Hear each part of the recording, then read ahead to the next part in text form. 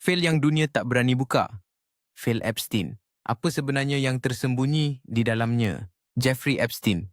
Jutawan yang ada hubungan dengan orang paling berkuasa di dunia.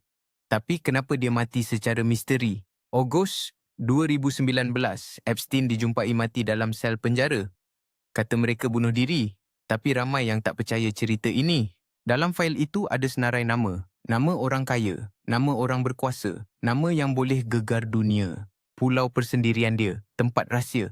Apa yang berlaku di sana? Siapa yang datang? Kenapa? Semua senyap.